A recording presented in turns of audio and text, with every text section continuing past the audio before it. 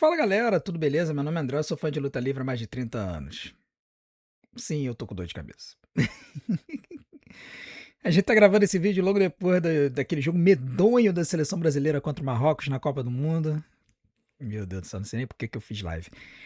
E vamos comentar do SmackDown, um show que foi bem interessante pra gente não dizer o contrário, né? Então, se você quiser saber a minha opinião sobre o último SmackDown, incluindo a vitória do Jey Uso, assista esse vídeo do começo ao fim, porque eu tenho certeza que você vai querer saber o que que eu penso sobre essa história toda, beleza?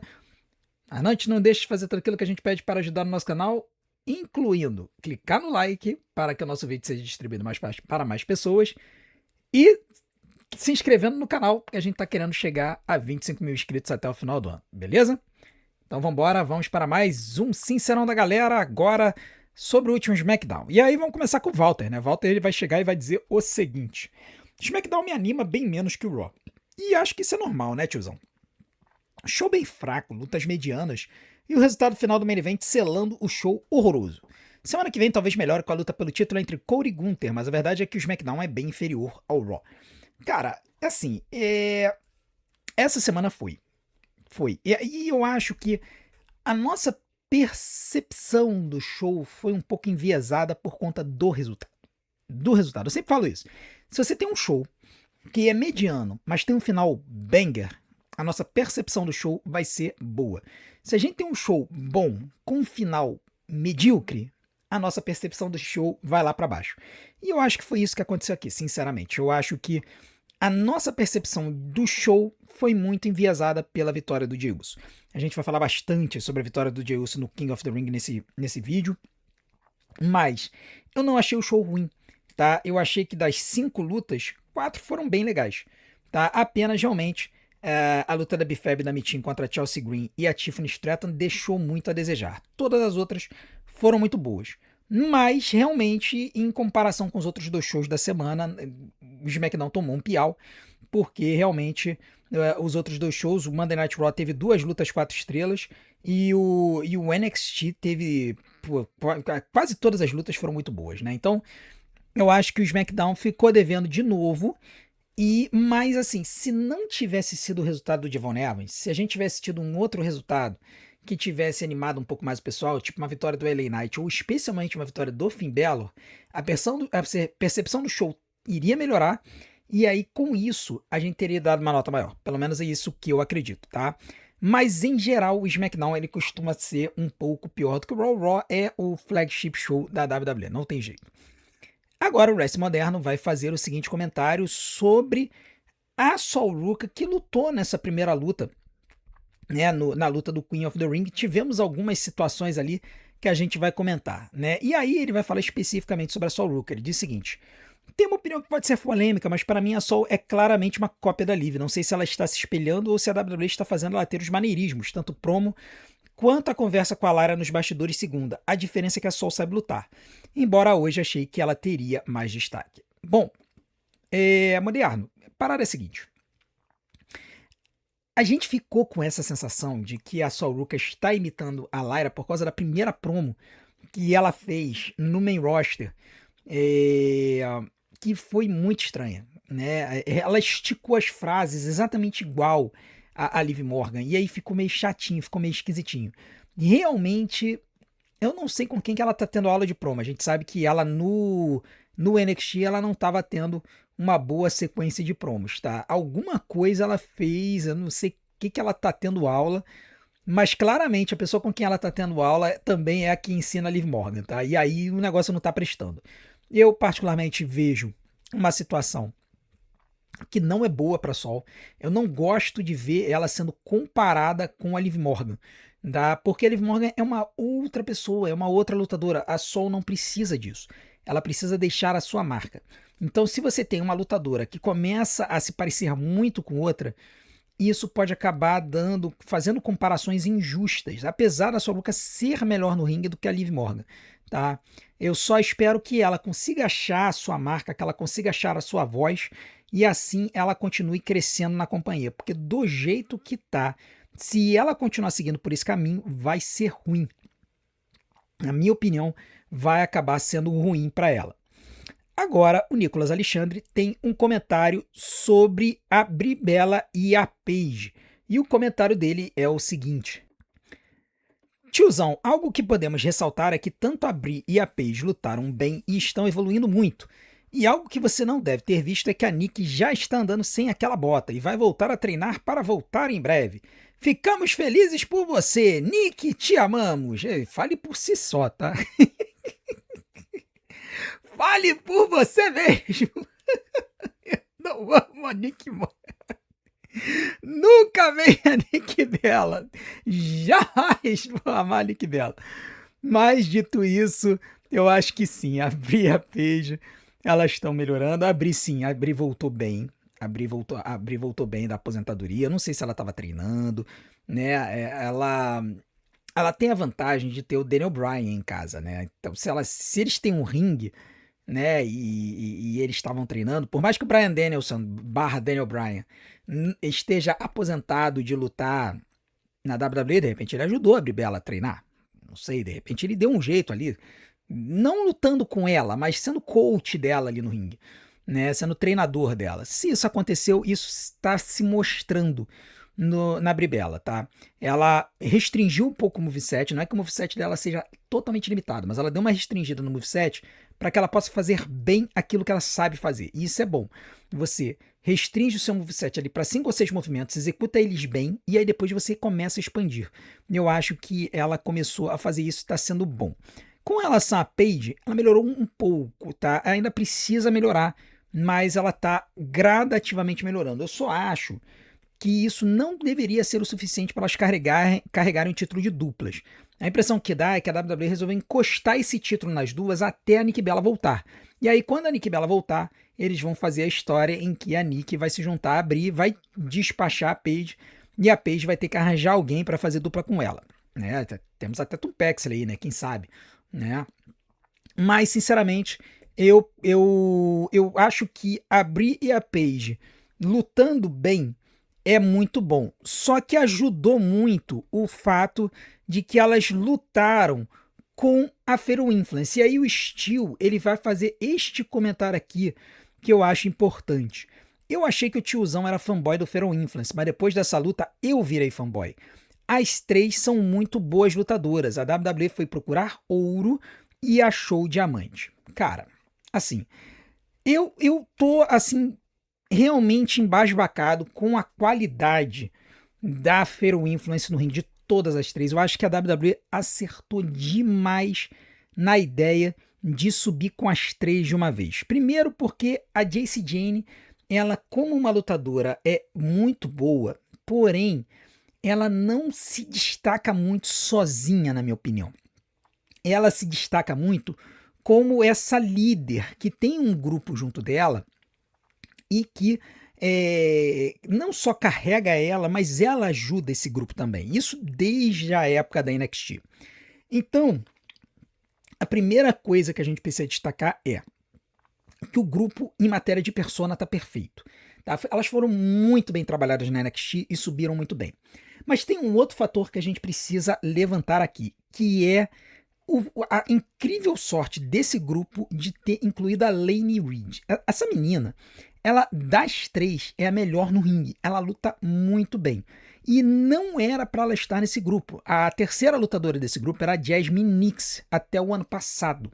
Só que, quando foram renovar o contrato, a Jasmine Nix achou que ela tinha sido subvalorizada. E aí ela resolveu não renovar o contrato. Ela deixou a companhia, deixou a NXT, perdeu a paciência e deixou a NXT. E aí a WWE simplesmente plugou uma lutadora que tinha recém chegado na companhia, que era a Lainey Reed. Ela vinha do cenário independente e tal.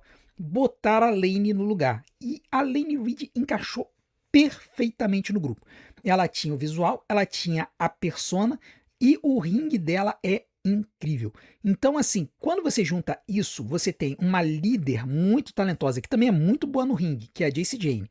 Uma bela personagem que é bem competente no ringue, que é a Fallon Henley. E uma lutadora que é extremamente talentosa no ringue, que é a Lainey Reed, você tem uma combinação perfeita. Então, a Fatal Influence, desde a NXT, eu já estava comprado nelas.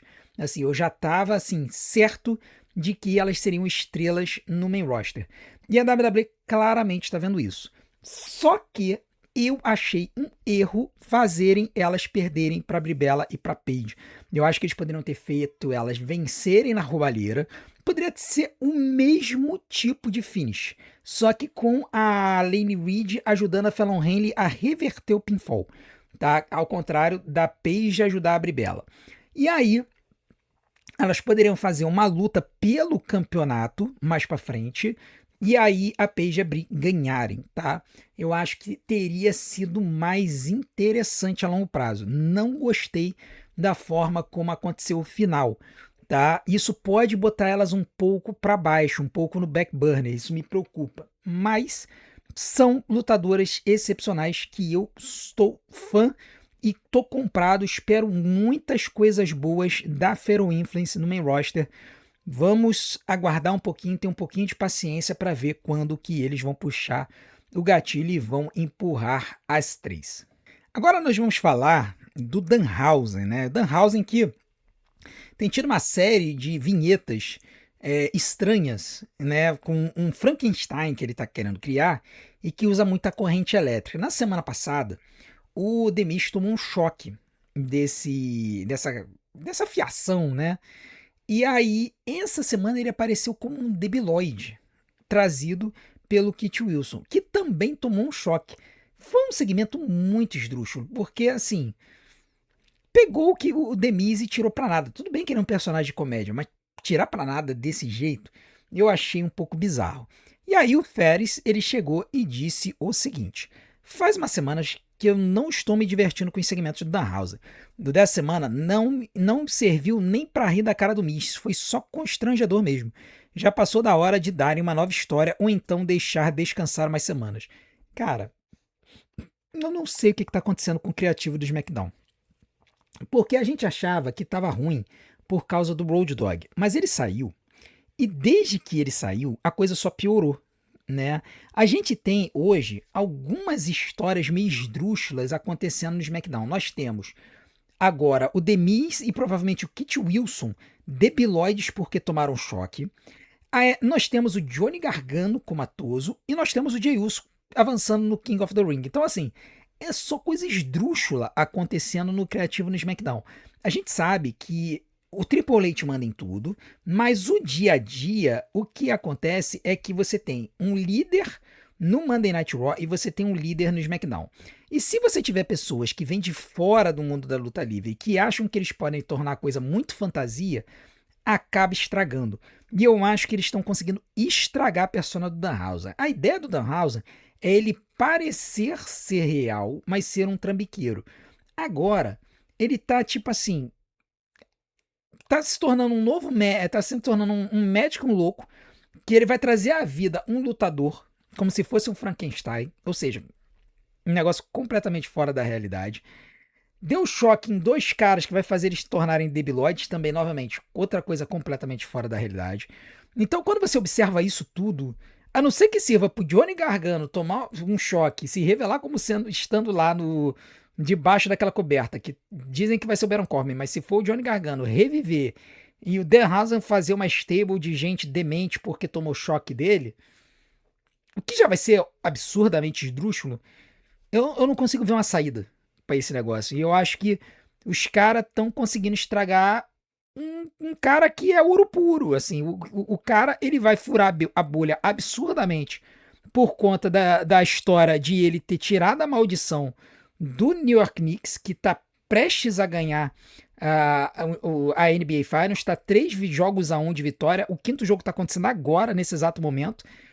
Não tá muito bom pros Knicks, mas eles ainda estão em alcance ali, então, cara, assim, não precisa disso para aproveitar o Danhausen, sinceramente. Mas, infelizmente, eles estão partindo para a linha do absurdo, da comédia do absurdo, e na linha da comédia do absurdo, eu acho que a WWE vai acabar se perdendo. Eu espero que eles revertam essa situação e que estreiem logo esse cara que tá debaixo da coberta, só pra gente ver se não vai ser mais absurdo ainda com Baron Corbin aparecendo como Frankenstein. A gente já teve zumbi na WWE. Um Frankenstein a mais ou a menos não vai fazer diferença. Agora, o NLV, Cara, eu adoro quando vocês botam esses nicks horrendos. Vai fazer um comentário sobre o Finn Balor. E, aliás, cara, vários comentários sobre o Finn Balor, né? Muita gente queria que o Finn Balor tivesse vencido a luta do King of the Ring. E aí, obviamente, não aconteceu. E o Oliveira fez esse comentário aqui, ó. Para além da derrota do Finn, estou um pouco animado com o que pode surgir para ele no SmackDown. Seria bacana uma field da galera que se conheceu no Japão. O material tá ali, basta aproveitar. E é aí que tá o problema. Então, nós temos algumas pontas interessantes a serem abordadas com Finn Balor, né? Ele teve um encontro com o Damian Priest e o R-Truth. E aí o R-Truth vendendo a ideia de que eles vão refazer o Judgment Day original, sendo que o R-Truth nunca esteve no Judgment Day, né? Teve aquela storyline que ele ficava se colocando no Judgment Day, né? E aí o Damian Priest acabou mandando ele embora junto com o grupo. Cabe ressaltar que do Judgment Day da época do R-Truth, só o Dominic não está no SmackDown. Todos os outros estão, né? Do Damian Priest, o Finn Balor e a Rhea Ripley. E agora o R-Truth. Né? O R-Truth falou que ele foi obrigado a vender camisa pelo Dominic e tal. Aquela camisa que tinha o nome dele, né? Que ele botava uma fita assim, né? Cara, eu acho que pode surgir alguma coisa ali. Não que eu acho que eles vão refazer a Judgment Day, sei lá. Né? Na WWE a gente não pode confiar em nada. Mas apareceu uma situação nos bastidores em que o Finn Balor encontrou o Tama Tonga. E aí a gente precisa ressaltar que o Finn Balor e o Tama Tonga foram lá do Japão do Bullet Club, né? Então, para eles trazerem algo semelhante ao Bullet Club de volta, né, poderia ser algo interessante, apesar de que o Tonga Loa, que era parceiro do Tama Tonga junto com o Finn Balor lá no Bullet Club, foi mandado embora. Mas pode acontecer. Né? Vamos ver. O Shinsuke Nakamura já sumiu, né? Tomou um piau do Tama Tonga, já sumiu. Eu espero que eles não façam a mesma coisa com o Finn Balor. Seria um desastre, né? Mas eu acho que o Finn, sim, merece pelo menos alguma história, alguma coisa, e eu espero que façam alguma coisa com ele. Se vai ser com o Japão, ou se vai ser com o Judgment Day, eu não sei, mas pelo menos ele vai sair daquele marasmo que era ele enfrentar toda semana o pessoal da nova Judgment Day, né? Ele foi expulso, ele conseguiu se vingar de todo mundo, foi embora, seguiu a vida e agora tá no SmackDown. Espero que façam alguma coisa diferente com ele. Agora o Lord Aizir vai fazer um comentário interessante sobre o Cody e o Sami Zayn e o segmento que eles tiveram no ringue, aonde o Sami Zayn foi reclamar do Cody, que o Cody estava sendo falso com ele. O Cody chegou, falou na cara dele que o Sami estava sendo um babaca e que isso tudo era porque ele queria o campeonato da WWE e que se ele achava que ele teria o campeonato, ele poderia se enganar, porque enquanto o Cody tivesse o título, o Sami nunca teria. Isso acabou levando o Sami a dar um tapa na cara do Cody e o Cody devolveu com outro tapa na cara. E aí o Lord Aizir vai falar o seguinte comentário. Sobre esse segmento do Cody e do Zayn, se o Cody ter o título significa que o Zayn nunca terá, então o Zayn como juiz vai fazer o Cody perder. Foi o que eu entendi. Mas coitado do Zayn, porque o campeão sendo Gunther é certeza de que ele também não vai ganhar. Bom, aí é que tá a questão. Porque o Sami Zayn, ele realmente acredita que ele sabe como ganhar do Gunther. E sabe por quê? Porque ele ganhou. WrestleMania 40. Sami Zayn derrota o Gunther pelo campeonato intercontinental e encerra o reinado de 666 dias dele. O Sami Zayn, ele teve uma abordagem durante essa feud em que ele foi falar com o Cody e falar o seguinte, olha, eu sei como derrotar o Gunther. Vocês lembram dessa história? Então, na cabeça do Sami, ele já sabe como enfrentar e já sabe como derrotar o Gunther. Então, pode ser que na cabeça dele, meio estranha, o Cody ele não conseguiu derrotar, mas o Gunther ele conseguiu. Então, como ele conseguiu, ele pode conseguir de novo. Se eu fosse lutador, eu pensaria da mesma forma. Se eu tenho um lutador que eu sei como lidar com ele e eu já consegui derrotá-lo uma vez, cara, vou enfrentar de novo e vou usar o mesmo game plan. Vou usar a mesma tática. Seria muito mais interessante do que enfrentar um cara que eu nunca derrotei, um cara que eu nunca venci. Então, na minha opinião, eu acho que faz todo sentido o Sami ferrar com o Cody. e entregar o título nas mãos do Gunther. Isso vai solidificar o heel turn do Sami Zayn, vai fazer o Gunther pegar este campeonato e aí seguir em frente com ele para o SummerSlam para fazer sei lá o quê, né? Por quê? A gente pode ter uma situação em que o King of the Ring vá, na verdade, para um lutador enfrentar o campeão do Raw, que é o Roman Reigns, né? Que seria o Oba Femi. E aí, o Oba Femi enfrentando o Roman Reigns, o Gunther como campeão, a gente poderia ter um cenário em que o Brock ataca o Gunther e ele fale o seguinte, lá no SummerSlam, título versus carreira. Olha que interessante. O Brock Lesnar chega, ele desafia o Gunther pelo campeonato e o Gunther chega e fala, título versus carreira. Se você me ganhar, você é um novo campeão da WWE. Se você perder, você se aposenta de vez. Eu acho que seria interessante. Eu acho que venderia bastante ingresso. Vamos ver se isso realmente vai acontecer, tá? São hipóteses que a gente está levantando aqui, que não envolvam o azarento do Jey Uso, né? Agora, o Misael vai fazer um comentário sobre algo que tem me intrigado também, né? Que é o Little Yari e o envolvimento dele com o Trick Williams, né? Little Yari é um rapper americano que tem uma amizade de infância com o Trick Williams e tudo mais. E o Misael vai dizer o seguinte, eu realmente não entendo por que colaram Little Yari no Trick Williams. Não me parece que ele precisa do Lil nas promos. Não, ele não precisa. A verdade é que, assim, eles colaram o Little Yari no Trick Williams para trazer um pouco de star power para a WrestleMania. Aquela coisa, né? Ih, o Little Yari vai participar da WrestleMania, eu sou fã do Little Yari, então eu vou ver a WrestleMania porque eu quero ver o Little Yari. Foi a mesma história no ano passado com o raio do Travis Scott, né? Só que no raio do Travis Scott ele estragou completamente, completamente o main event da WrestleMania, tá? Aqui no caso do Little Yari, ele não estragou nada, né? Tá até não sendo muito ruim, não. Mas, realmente, ele é desnecessário. O Trick Williams não precisa do Little Yari. Ele pode andar nas duas pernas. E, neste exato momento, sinceramente, eu acho que eles já deviam despachar com o cara. Tá? Eu acho que eles deviam mandar o cara embora, arranjar uma história, destraçalharem com ele e ele ser mandado embora. O Trick Williams, ele tá numa fieldzinha aí com o Carmelo Hayes e com o Rick Sainz, tá cheirando a Triple Threat. Já vai ser a quarta luta dos caras em 5 semanas, eu acho, ou terceira luta em 4 semanas do Carmelo e do Rick Sainz. Era pro Rick Sainz já ser o number one contender, que ele derrotou o Carmelo na semana passada. E não, resolveram que vão refazer a luta na semana que vem. Pra mim não faz o menor sentido, tá? As lutas foram boas, tudo mais, legal, beleza, mas caramba, por que ficar repetindo a mesma coisa, né? Então, a minha esperança é que em algum momento eles despachem com o Little Yari e o Trick Williams volte à sua jornada de simples, né? Ele não precisa de manager, essa que é a verdade. Eu só espero que a WWE se lembre disso e despache o Little Yari aí em breve. Agora o Álvaro vai falar sobre Finn Balor e a situação do King of the Ring, né? E aí ele vai dizer o seguinte, parece que o Finn Balor nunca vai mais se consagrar campeão mundial. Acho isso culpa desse público norte-americano que não estão nem aí pro wrestling em si, mas sim para histórias e dancinhas idiotas. Além disso, a WWE não quer mais inovar, tipo criar novos grupos interessantes como um Bullet Club da vida. Mas não. Quer ficar com um monte de samoano imbecil, porque o povo soberbo deve ter um fetiche com esses caras. Cara, olha só, eu acho que a sua colocação é interessante, tá? Mas ela é um pouco reducionista.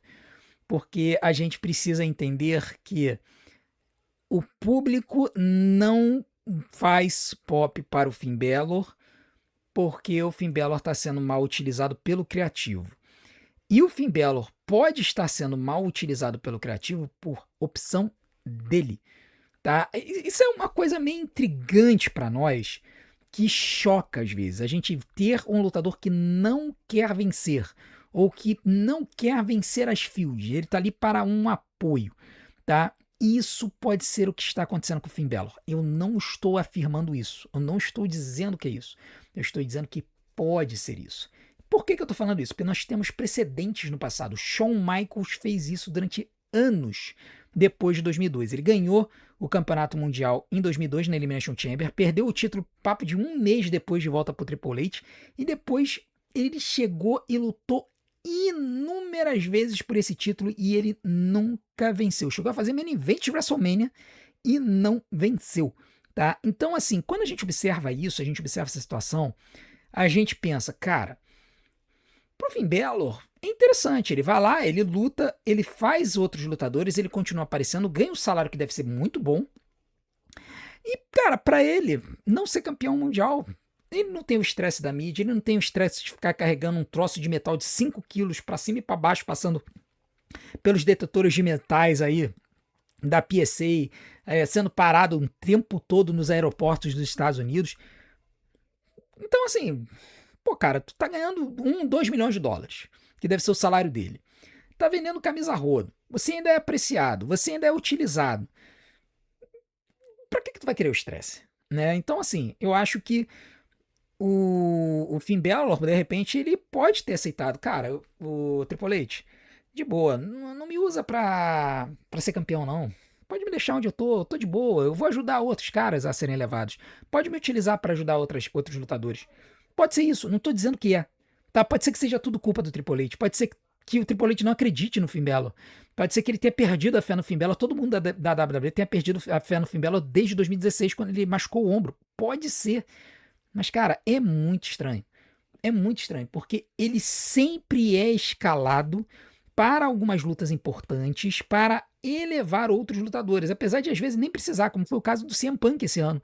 Ele fez 2 lutas maravilhosas com o CM Punk valendo o campeonato, né? E ele no passado ele já fez isso, lutou com o Damian Priest também, pelo título e tudo mais. Então, assim, parece que ele gosta disso. Então, se for esse o caso, quem somos nós para questionar? Se não for, bordoada na cabeça do Triple H. Agora o Vitor Fishborn vai fazer o seguinte comentário muito importante e muito interessante sobre Charlotte Flair e Rhea Ripley, não, Charlotte Flair e Io Sky, né, que poderia ser a final do Queen of the Ring, né? Se ao invés de Charlotte e Io nós tivermos Liv e Raquel, seria papo de cadeia para os Bookers. Olha, Vitor, calma, porque tem muita gente que é fã da Liv Morgan e que vai discordar do seu comentário, tá? Tem muito fã da Liv Morgan por aí. Mas olha, eu vou te falar, existe uma grande probabilidade de você querer mandar os Bookers pra cadeia. Porque está cheirando a Liv Morgan e Raquel Rodrigues nessa final do Queen of the Ring. Cara, o que eu posso dizer é o seguinte: Charlotte e Io Sky seria interessante, com certeza. E eu já falei pra vocês. Porque a Io Sky, como rainha, ela poderia se chamar de nova imperatriz, né? Eu tanco a Io Sky como uma coroa. Ela poderia escolher ou a Liv Morgan e ter um lutão no SummerSlam, ou escolher a Rhea e ter uma luta 5 estrelas ou até mesmo 6 estrelas, que as duas são capazes de fazer isso. Eu acho que é papo, inclusive, de main event. E, cara, desde a WrestleMania eu tô batendo nisso. Rhea Ripley e Io Sky, ou Rhea Ripley e Charlotte Flair, é papo de luta 5 estrelas pra cima, tá? E eu não me importaria se, em vez da Io Sky ganhar o Queen of the Ring, a Charlotte ganhasse. Não me importaria, tá? Não me importaria mesmo. Aliás, eu vou dizer que eu gostaria muito que a Charlotte Flair ganhasse o Queen of the Ring como face, abraçada pelo público, pra enfrentar a Rhea Ripley no X1 face contra face. Eu acho que daria muito certo, tá? E a gente poderia ter uma luta sensacional. Mas tá me cheirando a Liv e a Raquel pra resolver os problemas do Judgment Day. Pelo menos a gente não vai ter Finn Balor e Dominic, né? Porque o Finn Balor perdeu. Então, o Finn Balor perder dá a entender que tem mais chance do Bafemi passar pelo Dominic na semifinal. Mas existe o risco do Jey Uso, e a gente vai comentar sobre isso já já. Já o Rodrigo ele vai fazer um comentário sobre a Jade Cargill, que teve aquele incidente com a peruca, /aplique, seja lá o que ela botou na cabeça, que ela utiliza, né, aquele cabelo preso, um cabelo fake, e acabou soltando durante a luta, coitada, assim, foi realmente desagradável, né? E aí ele vai dizer o seguinte: não sei se é um ponto sensível pra Jade, mas se ela aparece carecona um dia, vai ser avassalador, estilo guerreira de Wakanda. Meu irmão, olha, eu vou te falar. Eu cheguei a fazer uma versão de thumbnail pra esse vídeo com a Jade Cargill carecona no estilo guerreira de Wakanda. Ela ficou incrível. Eu acho que casaria muito bem com a persona dela. É porque ela tem a persona de Tempestade, né? Assim, claramente, a persona da Jade Cargill é a Tempestade, Storm, né? A Storm is coming. Ela faz o papel da Tempestade do X-Men. Então, ela mudar a persona dela desde sempre para ela virar uma guerreira de Wakanda mexeria bastante coisa na vida dela. Mas, vou te falar, seria animal. E assim, ia dar. A Didi Cargo hoje ela já é bizarra de visual, né? De imponência. Ela, carecona no estilo guerreira de Wakanda, seria absurdo, tá? Mas a gente precisa entender que cada pessoa deve se vestir como ela se sente bem. E claramente, a Jade Cargill, ela não se sente bem sem a peruca, né? Ela faz parte da identidade dela. A peruca, ou babyliss, ou aplique que as mulheres usam é tão importante para elas quanto as suas vestimentas ou como a máscara de um lutador, por exemplo. Se você tira isso da mulher, a mulher acha que ela se sente nua em alguns casos. Então, realmente, assim, deu uma tristeza muito grande, né? Assim, na hora a gente ficou zoando e tal, mas parando para pensar, deu uma tristeza de ver o que aconteceu, porque realmente aquilo incomodou a Jade. Depois a Jade até ela curtiu um pouco com isso nas mídias sociais e eu acho que até humanizou ela, sabe? A Jade ela sofre muito hate desnecessariamente por conta dos problemas que ela teve de limitação no ringue, coisa que a gente já viu ela melhorando e melhorando muito nos últimos tempos. E eu acho que essa situação dela deu uma humanizada nela, né? Ela soube lidar bem com a situação, infelizmente ela teve que ficar segurando a cabeça o tempo todo, né? Depois ela apareceu com um arco prendendo, né? No segundo segmento, parecia até que ela tava com um silver tape na cabeça, segurando ali a peruca. Mas eu acho que foi muito interessante ver como é que ela lidou com isso de uma forma leve, e eu acho que isso vai trazer um respeito maior dos fãs por ela. Eu acho que conforme ela continuar caminhando, ela se sentindo mais confortável no ringue e tudo mais, o potencial dela de crescimento é absurdo. É absurdo. Então vamos torcer para que a coisa continue se desenvolvendo, tá? É legal que a WWE não desistiu dela, ela perdeu o título e agora ela deu uma encarada na Tiffany Stratton, ela atacou a Tiffany Stratton e encarou o campeonato dos Estados Unidos. Eu acho que é a melhor coisa, porque eu acho que a Jade, com o campeonato dos Estados Unidos, era a melhor pedida desde o começo. Eu acho que ela deveria ter dominado essa divisão por um tempo para depois ir para o campeonato mundial. E agora, ela, nesse cenário do Campeonato dos Estados Unidos, ela vai ter tempo para se desenvolver no ringue. Ali ninguém vai se importar de ela fazer luta de 3, 4 minutos. E aí ela pode apresentar uma qualidade melhor nas suas lutas de forma que o público volte a perceber um potencial nela. Eu acho que ela está no caminho certo e eu espero que ela continue por esse caminho, porque apesar de algumas falas dela um pouco arrogantes e tal, acho que é meio personagem e na vida real ela deve ser uma boa pessoa, sinceramente. Agora o Daniel Machado vai fazer o comentário sobre o Brock e o Oba, né? E já começa a dar medo, né? Já começa a dar medo. Vamos lá. Ele vai fazer o seguinte comentário. Infelizmente, uma vez que o Lesnar deverá se aposentar contra o Oba Femi no SummerSlam, a WWE vai dar a coroa para o Jey Uso. É o que eu digo, até quando as lutas são sensacionais, a WWE dá um jeito de estragar tudo. Tanto lutador talentoso com potencial. Vamos lá. Nem tudo na luta livre é potencial. A gente sabe disso. Para a empresa, o que importa para eles é maximizar a sua receita, maximizar os seus lucros. E eles vão fazer isso vendo as métricas de audiência, métricas de mídias sociais e média de venda de camisa e tudo mais, venda de uniforme, venda de roupa e tudo mais. Então, o que a gente precisa perceber e entender aqui é que O Jey Uso, ele ainda engaja bem com os fãs. Ele vende camisa, ele tem aquele raio daquele hit, as métricas dele, mal ou bem, fazem as pessoas assistir, mesmo que depois deem uma dropada por causa que não estão gostando do que estão vendo. Mas uma coisa que muita gente falou nos comentários e que faz sentido é isso aqui, ó, que o Márcio vai falar, mas várias pessoas falaram. Eu acho que a vitória do Jey meio que já era esperada, até porque se a ideia for fazer o Oba ganhar o King of the Ring e ir para cima do Roman, talvez colocar ele para enfrentar o Jey ganhando a luta, mesmo com a ajuda da Bloodline, seja uma boa forma de começar a feud entre a Bloodline e o Oba.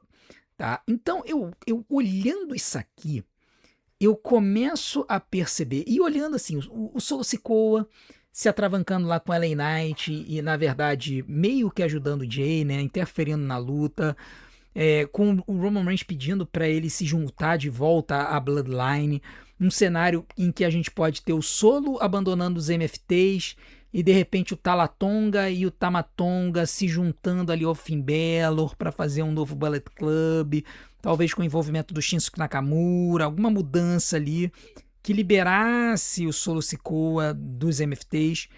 Eu acho que sim, a gente pode estar vendo um cenário do Oba enfrentando a Bloodline. E aí, sim, faz sentido o Jey Uso vencer o Javon Evans, ir para a final lá no Night of Champions e o Oba Femi enfrentar o Jey Uso e aniquilar, não só com o Jey, mas com o Jimmy e qualquer outra pessoa que tente ajudá-lo.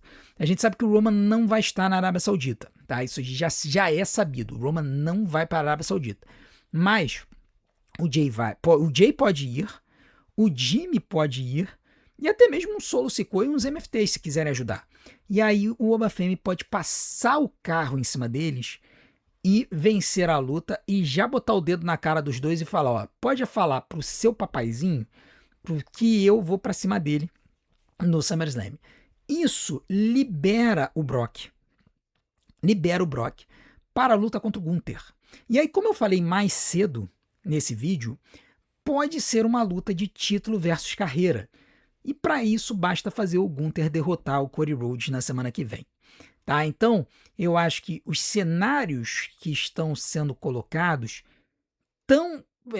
podem apontar para isso. Vai ser isso que vai acontecer? Não sei. Se eu fosse o Booker da WWE, eu faria desse jeito, tá? Eu botaria o Oba Femi para ganhar o título, aniquilando o Jey Uso e o Jimmy Uso, caçando sarna com o Roman Reigns, e aí eu botaria o Gunther para derrotar o Cody Rhodes, se tornar o novo campeão da WWE, e aí ser atacado pelo Brock, com o Brock querendo uma luta pelo título no SummerSlam, dizendo que é a casa dele, tá? E ele poderia até dizer que o Paul Heyman tá fazendo um novo favor para mim.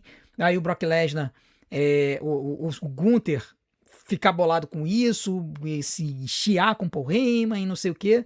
E aí o Gunther chegar e falar, beleza, você quer uma luta pelo título? Título versus carreira. Eu acho que daria muito bom, tá? Mas, sabe como é, né? A WWE não pensa por esse diapasão, a não ser que tenha alguém aqui da WWE vendo esse vídeo que mande o bizu lá no ouvido do Triple H, eu acho que não vai rolar, tá? Apesar de que eu sei que tem gente da WWE que assiste coisa de conteúdo, criador de conteúdo do Brasil, porque o pessoal tem gente lá da WWE que vê o Vini, tá? Então se vê o Vini, pode me ver também. Então, ó, WWE, pelo amor de Deus, faz isso que vai dar bom, tá? Vamos ver, porque, assim, Jey Uso vencendo o King of the Ring é intancável, na minha opinião. Assim, intancável, sabe? Eu tô aqui no papo do Pedro Augusto, que encerra o vídeo de hoje. Entendeu? The Rock e Roman devem saber de algum podre do Triple H, porque não é possível meter samoanos em tudo dessa forma.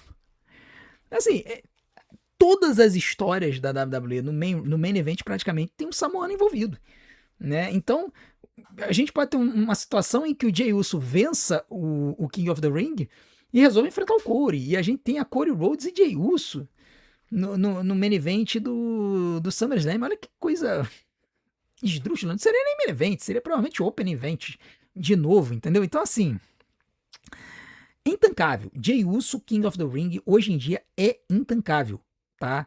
Se ele vai melhorar no futuro, eu não sei. Se ele começar a treinar, enfim, eu não sei. Mas hoje ele é intancável como main eventer. E ele com essa coroa do King of the Ring é uma coisa que me dá muito medo. Porque, assim, muita gente vai ficar bolado com isso. Ninguém suporta mais o cara. Ninguém, entendeu? E aí vamos fazer isso pra quê? Pra gente ter Oba, Brock 3 e aí, se a gente tiver o Oba e Brock 3, Cody e Jay, quem enfrenta o Roman? Se a gente tiver Jay e Roman, quem enfrenta o Cody? Vai ser o Sami Zayn? Vai ser uma Triple Threat, uma Fatal 4-Way? Olha que negócio jogado, entendeu? Sem sentido nenhum. Ah, mas tudo bem, o Gunther pega o Gunther pega o Brock. O Roman pega o Oba. E quem que o Cody pega? O Sami. Tá mais do que na cara. Cody Rhodes e Sami Zayn. Entendeu? Vamos fazer a revanche desses caras. Faz uma briga de rua, alguma coisa. A história está pronta. Resta a WWE confiar no titio aqui e botar um pouco de bom senso na cabeça. Olha que card interessante que a gente poderia ter, hein? Ó, Gunther e Brock, carreira versus título. Obafemi e Roman Reigns versus toda a Bloodline. Cody Rhodes e Sami Zayn, a revanche numa briga de rua ou numa Steel Cage, seja lá o que for. Rhea Ripley e Io Sky. Pô, vocês não compram um SummerSlam com essas 4 lutas? Eu compro, hein? Seria muito melhor do que a gente teve na WrestleMania, tá bom? Bom, galera, muito obrigado por terem acompanhado e visto o nosso vídeo. A gente vai estar soltando esse vídeo mais cedo hoje, porque sabe como é, né? Copa do Mundo, assim, começa o jogo da Copa do Mundo, todo mundo dropa conteúdo de luta livre, vai ser assim a semana inteira, tá? Aliás, a Copa do Mundo inteira, assim, até terminar a primeira fase vai ser assim. Então, conto com vocês para vocês continuarem assistindo e maratonando nossos conteúdos, porque vocês sabem, tempo de visualização é o que faz o YouTube divulgar a gente. Vou deixar umas opções aqui na tela para vocês, não deixem de assistir e não deixem de conhecer o nosso Patreon. Nós temos vários conteúdos com imagens e a nossa reação lá no Patreon. Colocamos nesse domingo, estaremos colocando nesse domingo, se não mais tardar na segunda-feira, a nossa reação a Rob Van Dam e John Cena ECW One Night Stand 2006, aquela antológica luta no Hammerstein Ballroom. Nós fizemos essa reação no SmackDown e a gente vai colocar lá para vocês. Eu tenho certeza que vocês vão gostar, tá bom? Então não deixem de assinar. Os primeiros 7 dias são de graça e depois R$ 7,50 por mês, o valor de uma Coca-Cola. Então, só de vocês se inscreverem lá, vocês já vão estar ajudando a gente tremendamente. O link está aqui embaixo na descrição. É só clicar e se inscrever. Muito obrigado por tudo. A gente se vê do outro lado. Um grande abraço. Até a próxima.